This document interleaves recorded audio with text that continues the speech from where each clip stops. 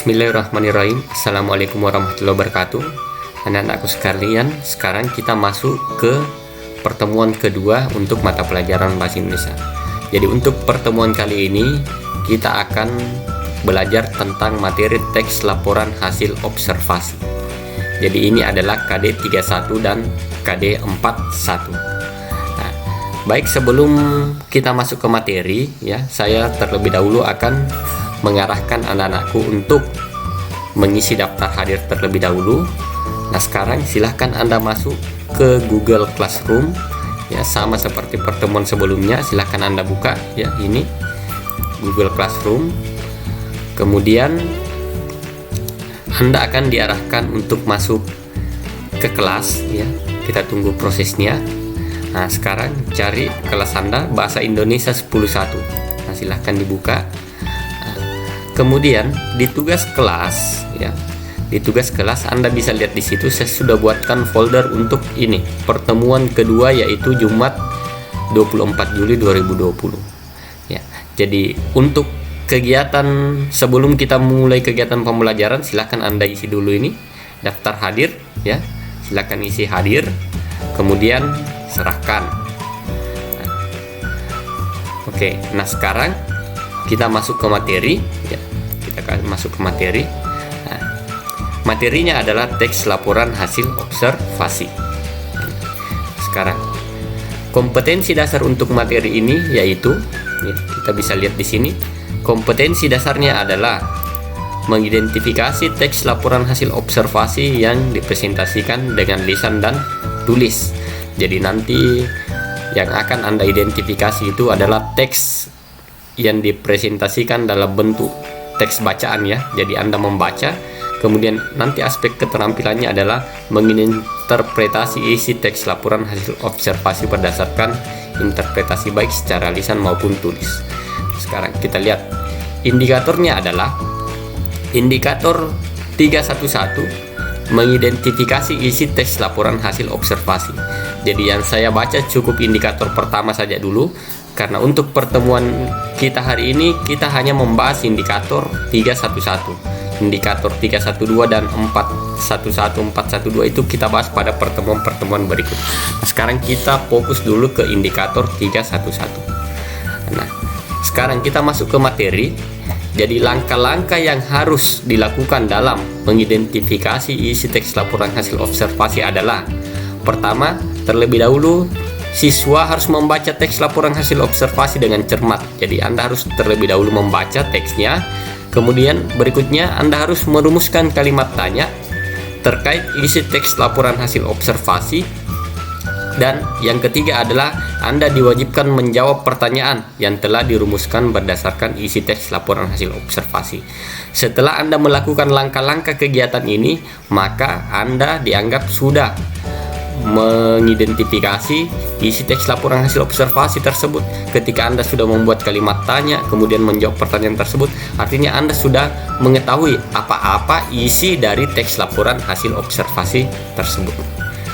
Nah, sekarang untuk evaluasi ya, evaluasinya itu Anda ditugaskan untuk ya membuat 5 pertanyaan terkait isi laporan ya. Kemudian menjawab pertanyaan-pertanyaan tersebut dengan singkat dan jelas, dan menjawab mengapa teks tersebut digolongkan teks laporan hasil observasi. Jadi untuk kegiatan evaluasi ini cara kerjanya nanti seperti ini ya. Cara kerjanya seperti ini. Silakan disimak di Google Classroom. Di Google Classroom itu saya sudah sajikan materi. Ada 2 materi ya. Yang pertama adalah slide PowerPoint tadi yang saya bahas. Silahkan Anda buka, misalnya seperti ini. Nah, ini slide PowerPoint-nya. Kalau Anda mau lihat ya, nah, bisa di sini, diklik ini, print, kode print, kemudian akan berproses seperti ini. Nah, setelah terbuka seperti ini ya, silahkan download dengan mengklik ini bagian kanan atas, download. Nah, oke, save. Itu sudah terdownload kalau seperti itu. Kemudian ya, berikutnya ya, di materi itu juga ada ini ya, lembar kerja untuk pertemuan kedua. Jadi lembar kerjanya seperti ini ya. Nah, untuk mendownloadnya nanti bisa juga seperti ini ya. Anda klik ini cetak. Nah, kemudian ini cancel saja, kemudian download ya. Anda bisa buat sendiri juga, terserah nanti bagaimana. Jelas formatnya seperti ini. Lembar kerja indikator 31 mengidentifikasi isi teks laporan hasil observasi. Silakan tulis nama Anda di sini, kemudian NIS nasional Anda, kemudian nama kelasnya. Nah, silahkan jawab 5 pertanyaan terkait isi laporan teks wayang. Jadi buat 5 pertanyaan, yang mana yang disebut dengan pertanyaan, saya contohkan di sini ya. Di buku paket teksnya adalah ini, wayang, ada pada halaman 9, nanti Anda baca sampai halaman 111. Nah, sekarang silakan Anda buat pertanyaan terkait dengan isi teks ini. Contoh pertanyaan, ini ada di sini contoh. Tapi ini contoh yang ada di buku, tidak boleh lagi diambil. Buat kalimat tanya yang lain. Jadi saya tugaskan membuat 5 kalimat tanya di luar yang ada di buku ini. Ini contoh ya. Mengapa wayang ditetapkan sebagai mahakarya dunia? Nah, itu kan kalimat tanya. Ada berapa jenis wayang berdasarkan bahan pembuatannya? Itu kan kalimat tanya, dan kalimat tanya ini ada jawabannya di dalam teks. Nah, nanti silakan Anda buat 5 kalimat. Nah, sekarang yang kedua ya. Silakan Anda jawab pertanyaan tadi ya. Isi di sini. Apa jawabannya? Bagaimana cara menjawab? Tentu dengan mencari jawabannya di dalam teks. Jadi Anda harus membuat kalimat tanya yang jawabannya ada di dalam teks, karena Anda harus menuliskan kembali jawabannya di sini. Nah, kemudian yang ketiga, alasan teks tersebut digolongkan teks laporan hasil observasi. Kira-kira mengapa teks tersebut digolongkan sebagai teks laporan hasil observasi? Nah, mungkin ada pertanyaan, tapi kita belum dijelaskan Pak seperti apa teks laporan hasil observasi. Ya betul, kemukakan saja dulu alasan Anda, karena konsep pembelajaran kita adalah konsep discovery learning. Jadi model discovery learning itu artinya berbasis penemuan, siswa yang menemukan dulu. Jadi silahkan buka referensi saja dulu, Anda cari apa itu observasi, kemudian kemukakan pendapat Anda. Nah, penjelasan mengenai teks laporan hasil observasi nanti akan kita bahas lengkap pada pertemuan berikut. Jadi harus siswa dulu yang menemukan, kira-kira ada apa dengan teks tersebut sehingga digolongkan teks laporan hasil observasi. Silahkan tuliskan jawabannya di sini. Nah, setelah file ini terisi ya, file ini terisi, nama filenya Anda tulis seperti ini. Ini nama filenya, LK atau lembar kerja tanda hubung P2, artinya pertemuan kedua, kemudian tanda hubung, tulis nama Anda ya. Jadi ini nama file.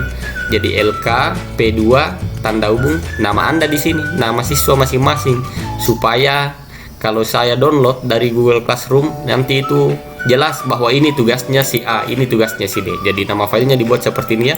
Caranya bagaimana? Di rename saja ya. Di rename. Kemudian di sini dihapus. Kemudian tulis nama Anda, misalnya Widya. Nah, tulis seperti itu. Kan seperti itu saja. Nah, kemudian enter. Nah, itu kalau sudah Anda isi. Nah, setelah jawaban tersebut Anda isi ya. Setelah ini Anda isi jawabannya selesai.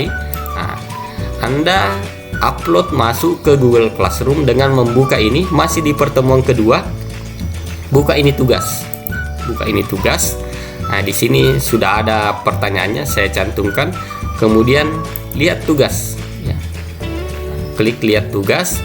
Nah, kemudian Anda ke sini tambah atau buat ya, tambah atau buat.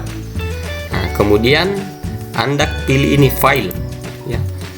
Nah, file. Kemudian Anda pilih upload. Nah, kemudian browse. Nah, sekarang file tadi silahkan Anda cari yang sudah Anda kerjakan, Anda simpan di mana. Misalnya di sini tadi saya simpan di sini 10.1 pertemuan kedua. Nah, ini tadi tugas kan, ini yang saya buat tadi.